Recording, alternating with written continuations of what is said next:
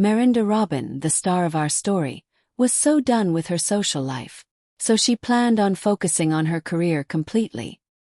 The sole reason was her friend Sam. She was always obsessed with Merinda in a strange way. If Merinda got herself a dress, Sam gets the same one. If Merinda plans a party at her place, Sam plans one at her place on the same time. And worst of all, if Merinda has a crush on someone, Sam makes sure to make him her boyfriend. And all the while rubbing Merinda's nose in it. They went their separate ways after school. So, due to all the obvious reasons, they gradually fell apart. Merinda moved to city for college education. But Sam, believe it or not, had to stay at their countryside to pursue further education. Her parents forced her to do so. This was a huge blessing for Merinda, understandably so. But being neighbors made it painfully difficult to completely distance herself from Sam. As they choose their professions, Sam started working in an IT company, just close to the countryside, barely a city. And Merinda started working as a biochemist. Obviously that happened because Sam misinterpreted the information and chose the wrong major. Also, Merinda rarely shared anything on her social media. Sam was angry about it first but couldn't do much about it. Because of Sam's antiques, Merinda never tried to have a boyfriend. Scared to cause drama and heartbreak, Merinda was always non-confrontational, which let Sam get away with her atrocities. Sam planned her birthday party for turning 25. And Merinda, she stopped throwing parties long back. Sam and Merinda shared the same birth month but weeks apart. But that never stopped Sam from sabotaging Merinda's parties in the past. She would somehow arrange for a party at the same time, and convince all her friends to go to hers instead of Merinda's. So Merinda made it a habit to celebrate herself in peace. Getting older, Merinda chose to be with a few but loyal friends. She found happiness with them. It never felt like her friends were having a constant competition with her. She felt at ease. Sam, on the other hand, had a lot of friends. But none of them were true. As once they learn her true color, they would stop being friends. They just hang out with her for the parties. One day, Merinda came back to her hometown for the holidays. She was not so comfortable taking that trip. But also, she really missed her home. In a hair salon, Merinda met Sam. She was so shaken, seeing the person who made your childhood miserable. But she kept her calm and talked to her cordially. Sam was all passive-aggressive and showing off her achievements, her large number of friends and the parties she threw. Sam insisted on meeting up to rekindle their friendship. But Merinda, by now, knew how to draw her boundaries. So she said no and excused herself. Obviously, Sam got her ego hurt. She had already made plans to humiliate Merinda for her own fun. But all those plans got destroyed when Merinda refused her invite. So to feed her ego, Sam decided to do something vile. Sam had a cousin who always had an eye on Merinda. But he was the epitome of a bad human. His name Charles.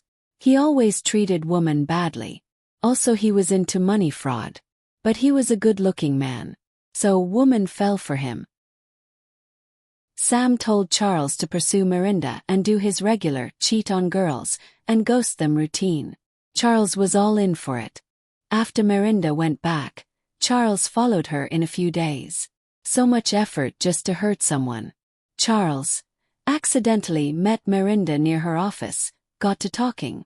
A few days later, asked her to be his girlfriend, and love-bombing her, full-on in his wicked plan.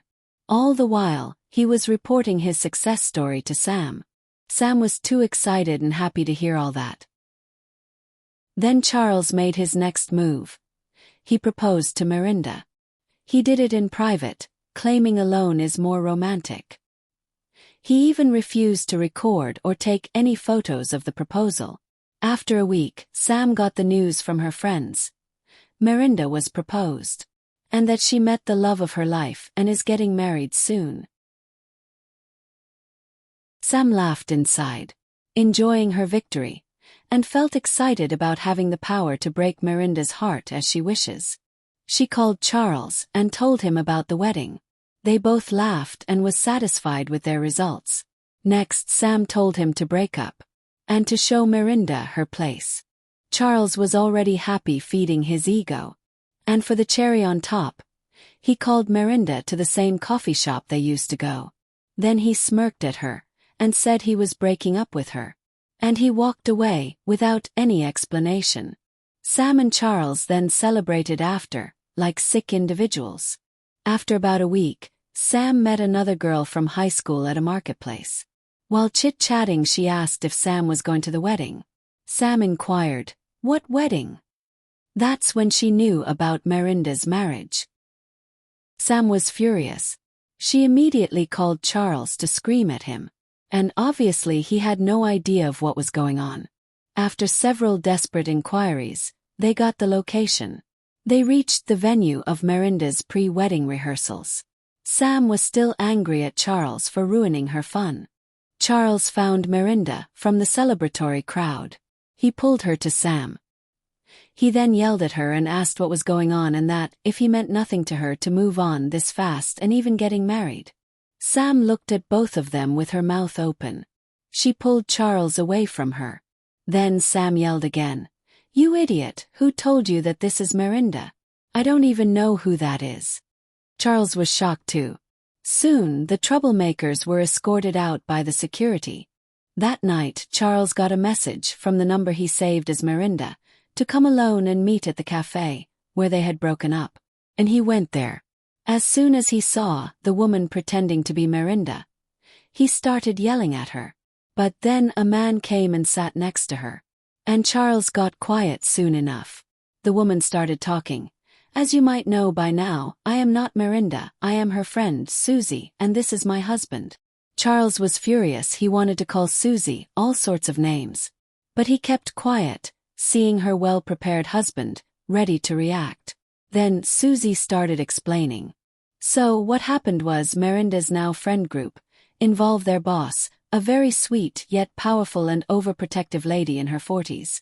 She learned about the whole situation and Sam's plans from a common friend. She just wanted to keep Miranda out of all the drama and let her enjoy her love, wedding and happiness. They hatched the plan to meet Charles as Miranda, as a prank for a prank. And as Miranda did not use any social media, they sent similar-looking Susie to fool him. All the while Miranda had no idea about any of these. Charles stormed out of the cafe after hearing all these, embarrassed and angry at Sam for putting him in that spot. He soon went back to his hometown for good. But apparently Sam hasn't had enough. She realized she couldn't sabotage Miranda, with her friends standing in the way. And Charles, he stopped talking to her and even blocked her contacts. After all that, it didn't stop Sam trying again. She went after Alan, the sweet man, soon-to-be husband of Miranda, talking all sorts of rubbish about her, and tried to flirt with him. He threatened to call the cops on her. None of that stopped Sam from trying for the one last time. And finally she was arrested for trying to trespass the wedding venue. And the best part is, Miranda was not informed about any of these happening around her. She fully enjoyed her special day.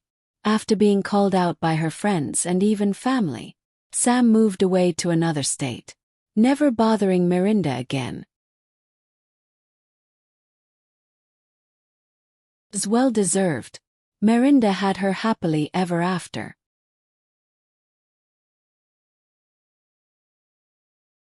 Thank you for listening.